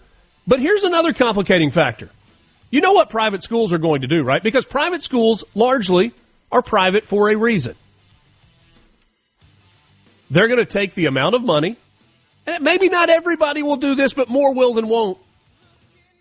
If again, using just round numbers, let's say the number is $6,000 per student. And let's say it costs $10,000 or $5,000, whatever the number is. Let's say $10,000 to go to a specific private school. You know what that private school is going to do, don't you? They're going to boost the tuition to $16,000, take the $6,000, and it still costs you $10,000 a year to go to the private school. And there are legislators who have asked this question of people who are proponents of universal school choice. And what do you do to combat that? And the answer is, there's really nothing you can do. And that's not okay. Take a deep dive into the news and debates driving the day, all on your ride to work. Mornings with Richard Cross, Super Talk, Mississippi.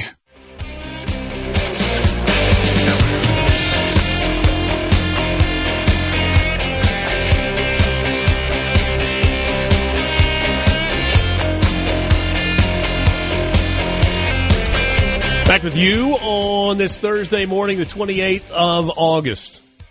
We're going to move on from this right now. I promise we'll come back to it. We can spend as much time on the school choice conversation as you want to do.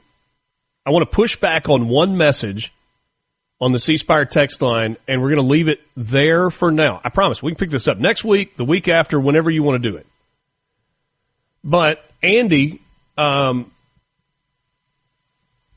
it's a long message, and part of his message was, you're making this much more complicated than it has to be. This is working in all of our neighboring states. There has been no calamity in any of them. Andy, I don't think we are, or at least I'm not, making the issue more complicated than it is or than it has to be. My point is simply that there are some very significant questions that have to be answered and that we need to be talking about before we just say, universal choice, let them move, let the money follow. It's just not that simple. So you say, this is a simple issue, you're making it too complicated. I would push back on that and say, this is actually one of the more complex issues that we've got to tackle as a state and decide what is best for our students and for the state of Mississippi, and not lose sight of the fact that Mississippi has made some incredible educational gains in the last few years. So, I promise, we'll pick that up. We can do it next week, whenever you want to do it. But right now, Jim Richmond joins us from CSpire. Jim's been with CSpire for a long time. He's Vice President of Corporate Communications and Marketing Operations. And Jim has, when I say Jim's been with CSpire for a long time, that's not an age joke, Jim. That is simply, you've seen a lot and been part of a lot from the CSpire perspective long before it was CSpire, back in the Cellular South days. And you were there and very, very involved as we remember 20 years removed, Hurricane Katrina, and the role that a lot of our businesses, including CSpire, played in the recovery efforts, both immediately and longer term. Good morning. Good morning. Good to see you. Good to be back with you. You as well. It's always a pleasure to visit. Let's start micro, and then we'll work bigger picture. The role that CSpire played in the days leading up to landfall of Hurricane Katrina, and then in the immediate aftermath. How do you tell that story?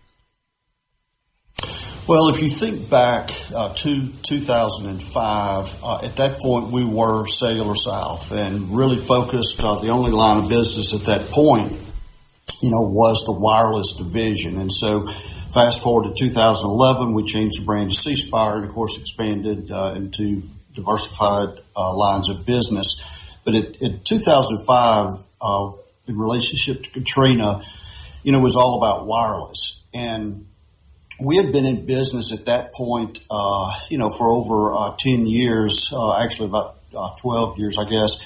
And we had done a really good job in the past of just devising processes, working through plans, for various disasters. We had pretty good experience back in 1994. Some of your listeners may remember there was a tremendous ice storm that hit across the Mississippi Delta. Yeah. And we handled that really well. That was in 1994. But again, from there, we established really good plans. And, I do think the way we engineered the system, the network, from the very beginning, the engineering side, just the network side, did a terrific job. So I will say we were about as prepared as we could be.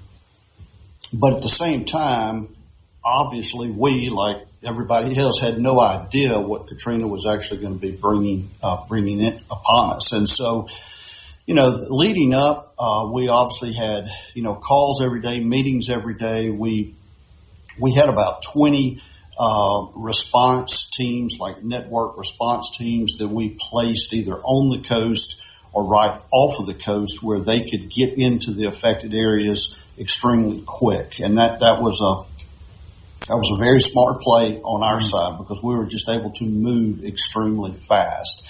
And so at that point, we wanted to keep our team members safe. And so just like everybody else, we were hunkered down and waiting. And then, of course, when the storm did come in and at the magnitude that it was, we basically got to work. And I will say that our owners of the company and the leaders of the company, they really set the tone.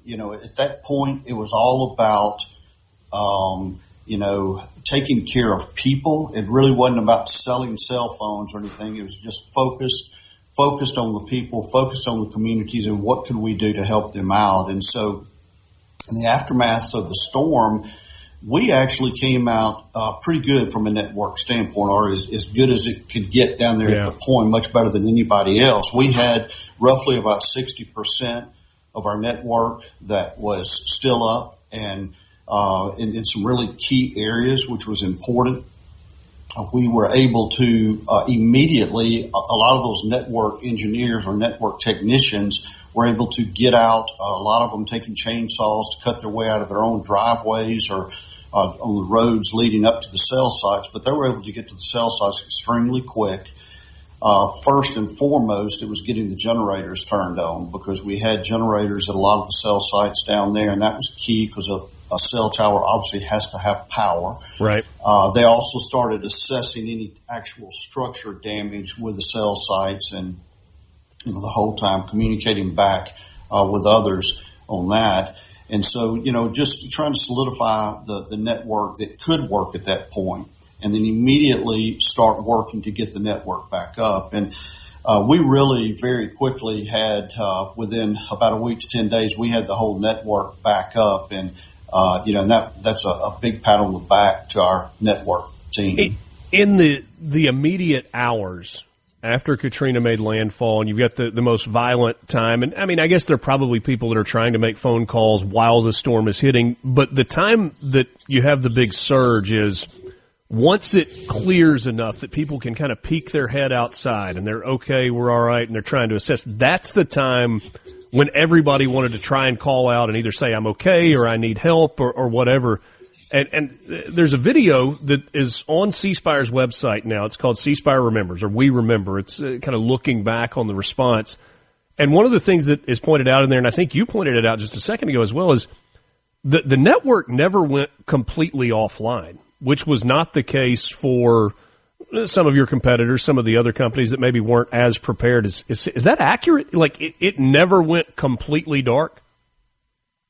Yeah, that's really true. As a matter of fact, a really good example and something that we just had a lot of blessings on.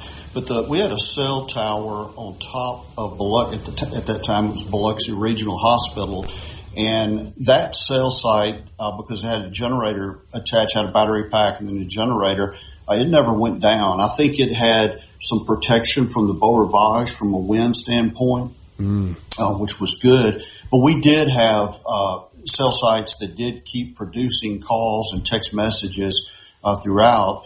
And, the other problem in network, when you have that many people that are trying to make calls, the network can really get jammed up, so to speak. And so in the days after the storm, we not only were carrying Cellular South at that time traffic, but we were also carrying some traffic from other carriers, customers as well.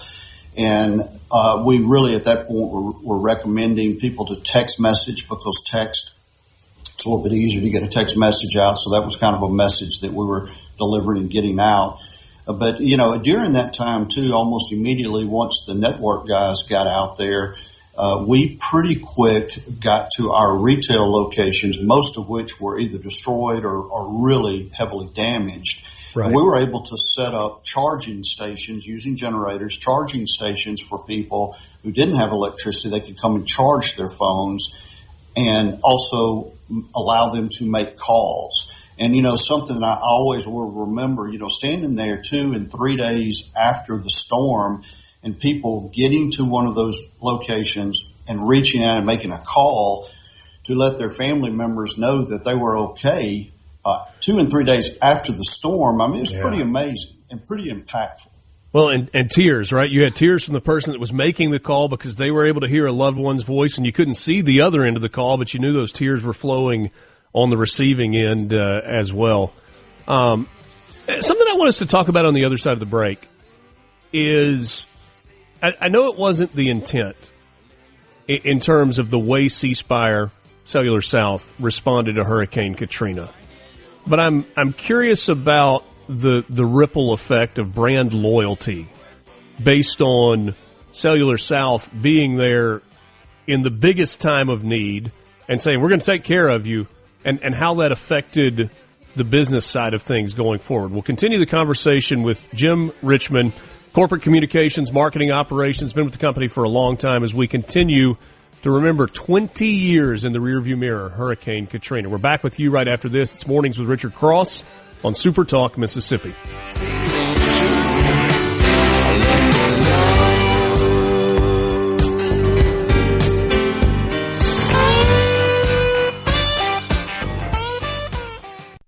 From the Seabrook Bank.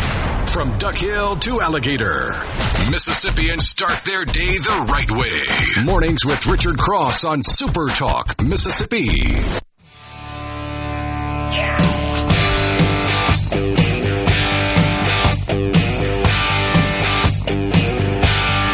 Remembering Hurricane Katrina tomorrow, the 20-year anniversary of landfall of that massive storm that caused over $125 billion in damage.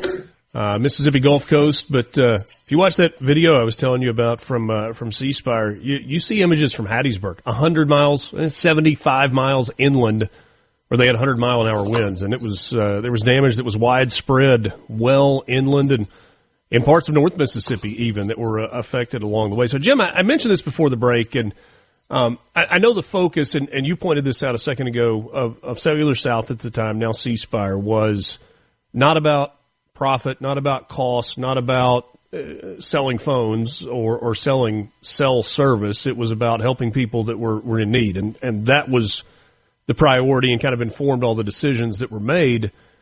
But what was the after effect that you found in terms of brand loyalty?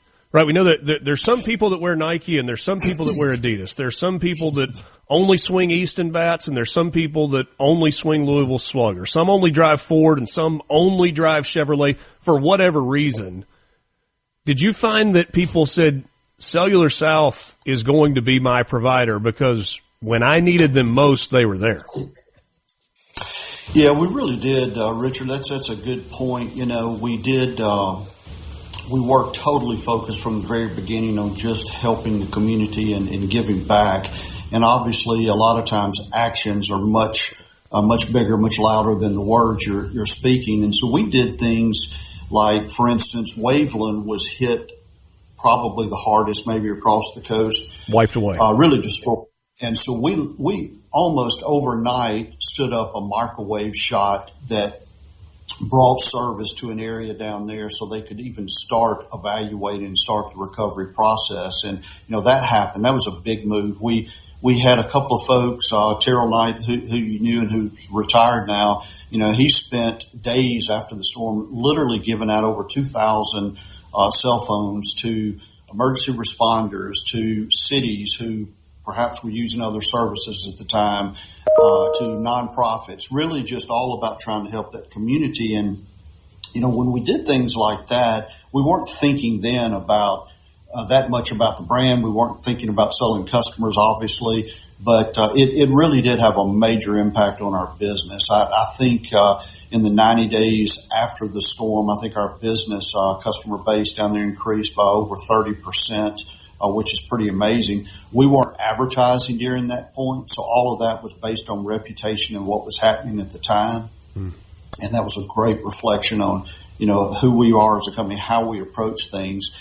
And, you know, we had some of the big major companies down there who were doing business with us and who, after the storm and you know, months and years later, when their parent company would come in and say, oh, you need to bring your service over to somebody else, they would fight and stand up and say, no, Cellular South delivered for us during a time of need, and they continue to deliver for us, and we're going to continue to do business with them. So, you know, in the end, it was a very, very positive lift for our brand. And, you know, and really, Susie Hayes made a good statement in that video, but she talked about how Katrina really revealed who we are as a company. And I truly believe that. I mean, the team that we had at that point was just incredible.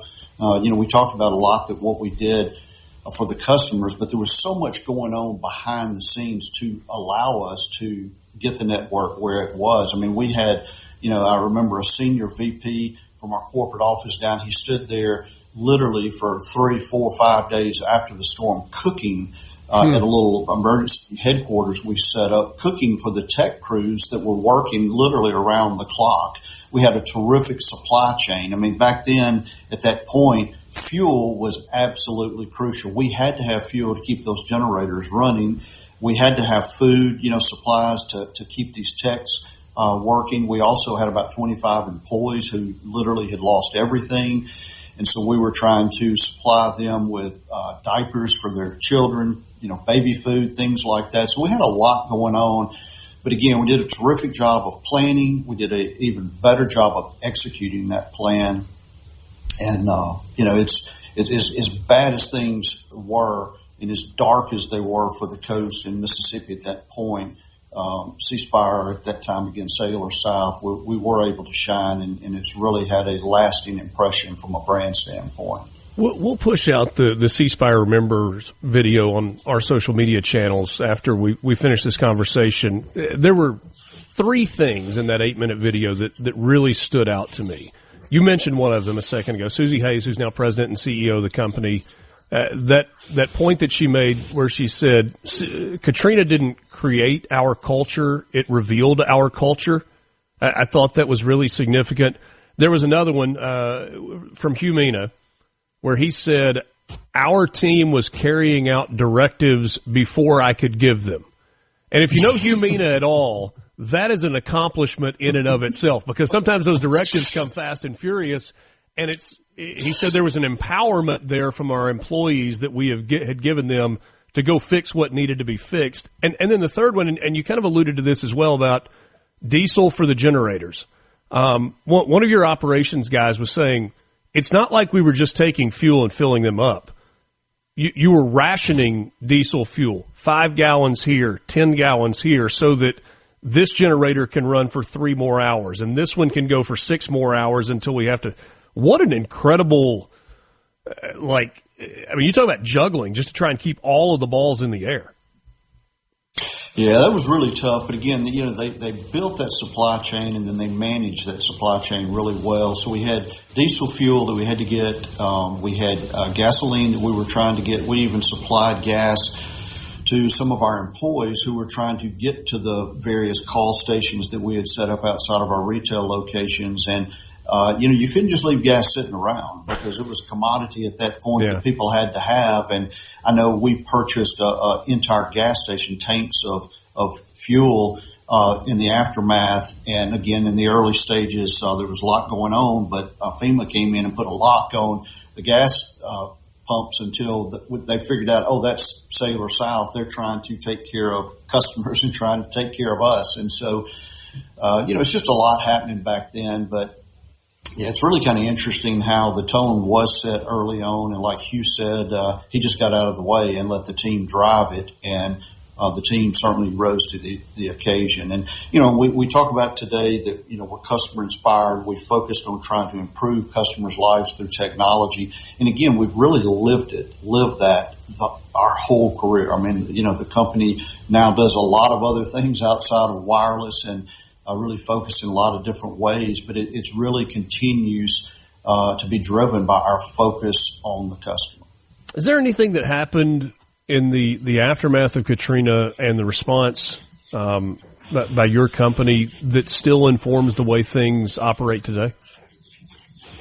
Well, I think that focus on the planning, it just can't be understated enough. Not only do we have a plan, an emergency response plan in place, but we periodically continue to practice and, what does happen when a particular disaster or something comes up like that. So, that's one of the major things. And then again, I think it just, instilled in us the importance of the community. And as we've grown as a company in many different ways, geographically and size-wise, just trying to staying focused on that and really trying to deliver on that promise. And that was, we really kind of had that going before Katrina. But again, just like Susie said, it really revealed who we were And from there, it was just kind of like we planted the flag in the ground.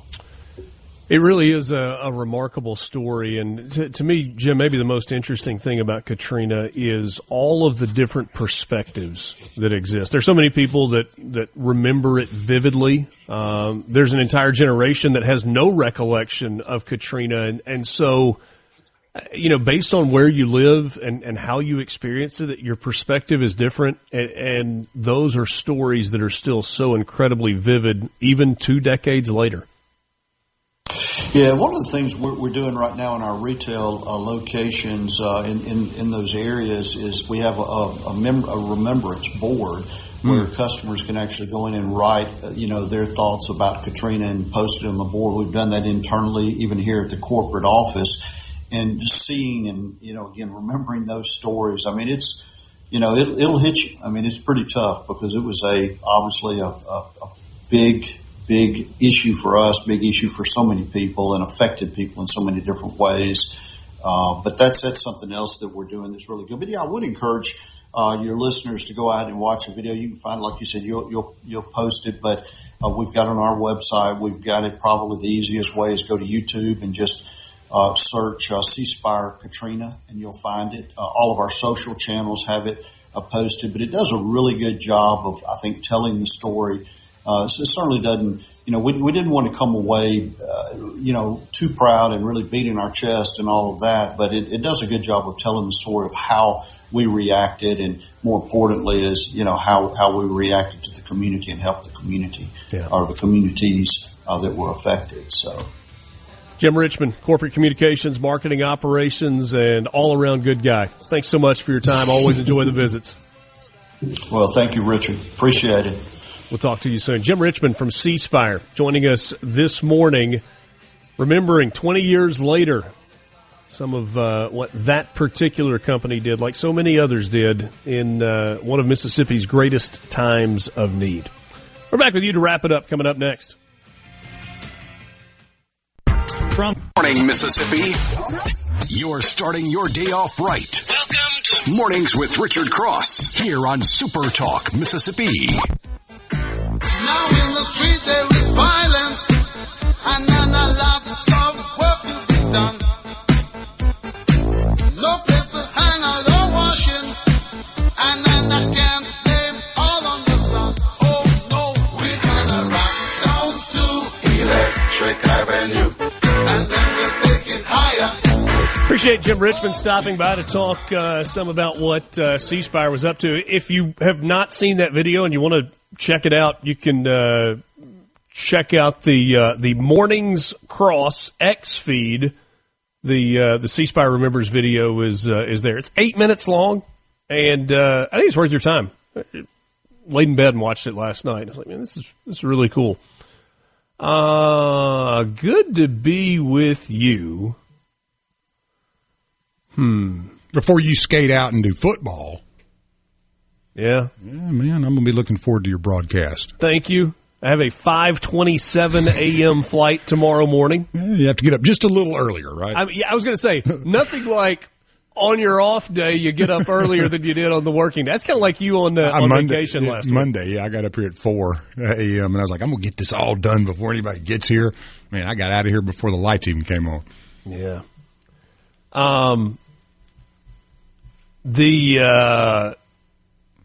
The left has a problem when it has lost CNN. Yeah. And I don't know that they've lost CNN. It's just the one guy. The numbers guy at CNN is kind of letting the numbers do the talking. He's just the messenger. But goodness, they haven't had any good numbers to report in a while. Listen in to part of this clip from CNN a couple of days ago.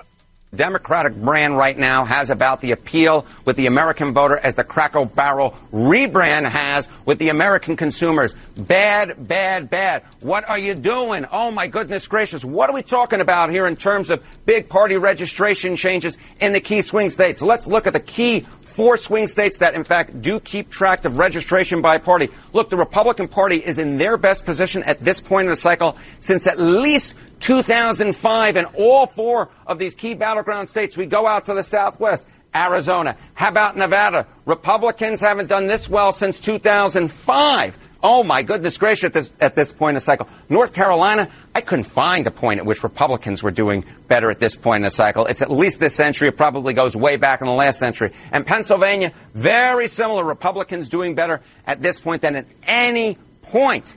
At any point this century, at least as far as I could find. Now, what types of gains are we talking about here for the Republican Party? Well, let's compare it to this point during the first Trump administration all the way back in 2017. Look at this. The Republican Party gains in party registration compared to this point back in 2017 during the Trump first administration. In Arizona, you got a Republican gain of 3 points. Okay, how about Nevada? Up the hill we go, even though we're sticking in the Southwest. A gain of 6 points. How about, again, we come to the East Coast, North Carolina, a gain of 8 points for the Republicans. And in the Keystone State, in the Commonwealth of Pennsylvania, again, we're talking about a gain of 8 points. My goodness gracious, for Republicans. All right, that's on CNN. And what they're talking about is gains in party registration. So between a national election, a presidential year, and midterm elections, what does the party do in terms of new registrations? There are 4 states that still track registrations by party: Arizona, Nevada, North Carolina, and Pennsylvania. Those are the 4 that he highlighted. All of those in the past have either been Democrat or are reliably swing states. In some cases have kind of waffled back and forth a little bit. But in terms of new voters, knowing that you lose voters, and like natural attrition, death, moving, other reasons. So when you go from one election cycle to the next election cycle, a 2-year window, you got to register new voters. And so in terms of registration of new voters, where you are today compared to where you were during the first Trump presidency. So we're talking 2017, August of 2017. Arizona's 3 points better in terms of new Republican registration. Nevada's 6 points better. North Carolina, 8 points better. Pennsylvania, 8 points better. Lance, I'm not looking at the 2020 electoral map, but if memory serves, Arizona, Nevada, North Carolina, Pennsylvania all went to Biden. Does that sound right? Yes. All 4? Yeah. And so if you're thinking about midterms, that to me, that's the biggest issue going right now. All of the things that Trump is doing right now as president are incredibly important. The larger issue is whether he is able to sustain the momentum for an entire 4-year presidential cycle. Many, many times the last 2 years are lame duck.